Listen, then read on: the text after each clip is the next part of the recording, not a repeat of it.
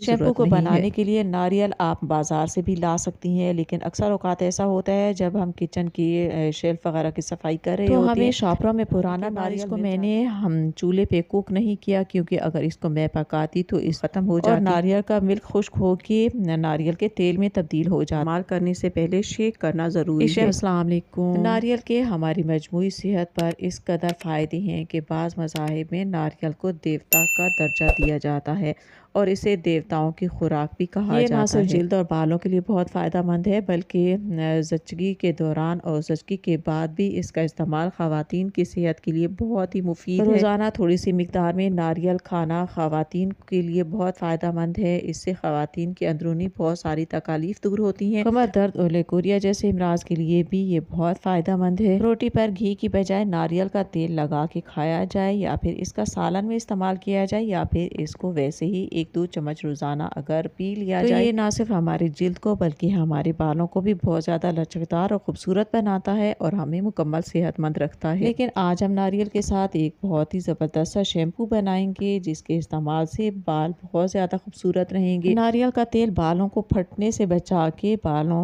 की लचक को कायम रखता है और बालों को बहुत ज़्यादा लचकदार बनाता है। गर्मी के मौसम में हेयर ऑयलिंग करना बहुत सारी ख़वातीन बिल्कुल पसंद नहीं करती, लेकिन अगर गर्मी के मौसम में बालों की सही तरीके से देखभाल की जाए तो बाल ज़्यादा सेहतमंद भी होते हैं, तेज़ी के साथ बढ़ते भी हैं। तो ज़रूरी नहीं है कि हम गर्मी के मौसम में अपने सर पे बहुत ज़्यादा तेल उंडेल लें तभी हमारे बाल अच्छे होंगे या हमारे बालों को मुकम्मल ग़िज़ाइयत मिलेगी। इसके अलावा भी बहुत सारी ऐसी रेमेडीज़ हैं, बहुत सारे टोटके हैं, जिनका इस्तेमाल गर्मी के मौसम में हमारे बालों की मुकम्मल हिफाजत करता है और बालों को बढ़ने में भी बहुत मदद देता है। उन्हीं रेमेडीज़ में से एक रेमेडी आज मैं आपके साथ शेयर करने वाली हूँ। आज हम बनाएंगे नारियल का शैम्पू। इस शैम्पू के बाद आपको अपने बालों के लिए गर्मी के मौसम में हेयर ऑयलिंग करने की बिल्कुल भी ज़रूरत नहीं है। इस शैम्पू को बनाने के लिए नारियल आप बाज़ार से भी ला सकती हैं, लेकिन अक्सर औक़ात ऐसा होता है जब हम किचन की शेल्फ़ वग़ैरह की सफ़ाई कर रहे होते हैं तो हमें शॉपरों में पुराना नारियल मिल जाता है, जिसको हम खाने के लिए इस्तेमाल नहीं कर सकते, क्योंकि बहुत ज़्यादा पुराने नारियल का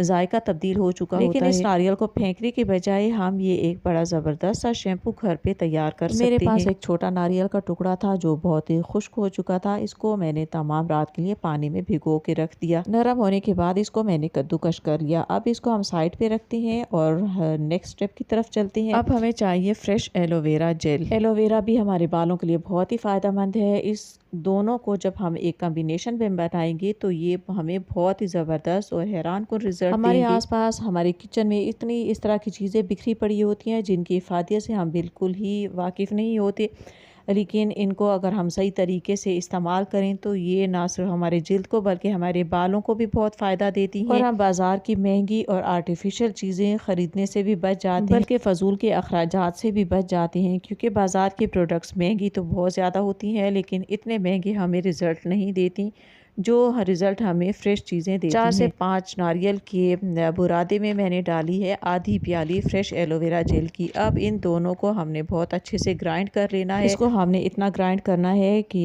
नारियल का दूध जो है एलोवेरा जेल के साथ मिलकर एक सफ़ेद पेस्ट की शक्ल में बन जाए। और अब इस पेस्ट को हमने स्ट्रेनर में डाल के बहुत अच्छे से स्ट्रेन कर लेना है। आप चाहें तो किसी बारीक कपड़े में डाल के भी इसको छान सकती हैं। अब इस पेस्ट और कोकोनट मिल्क के साथ हम बनाएंगे एक ऐसा माइल्ड शैम्पू जिसका इस्तेमाल आप बच्चों को भी आसानी से करवा सकती हैं। अगर बच्चों को भी इस तरह की होममेड रेमेडीज़ का इस्तेमाल करवाया जाए तो ना सिर्फ उनकी जिल्द बल्कि बाल भी बहुत ज़्यादा सेहतमंद रहते हैं और बड़ी उम्र तक उनके बालों की जड़ें इतनी मजबूत हो चुकी होंगी कि बाल बिल्कुल भी नहीं गिरेंगे। इसको हमने अच्छे से छान लेना है और इसका बुरादा आप निकाल के अलग रखते हैं। इस बुरादे को आप अपने फेस वगैरह के लिए किसी फेस पैक में इस्तेमाल कर सकते हैं। अब इस कोकोनट मिल्क को आप रखते हैं साइड पे और अब चलते हैं तीसरे स्टेप की तरफ। अब इस तीसरे स्टेप में हमने इस कोकोनट मिल्क में शामिल करनी है शैम्पू बेस। शैम्पू बेस हम डालेंगे बस सिर्फ 2 चम्मच। आप चाहें तो शैम्पू बेस की जगह कोई शैम्पू भी डाल सकती हैं, लेकिन ज़्यादा अच्छे और बेहतरीन रिजल्ट के लिए बेहतर है कि आप इसमें सिंपल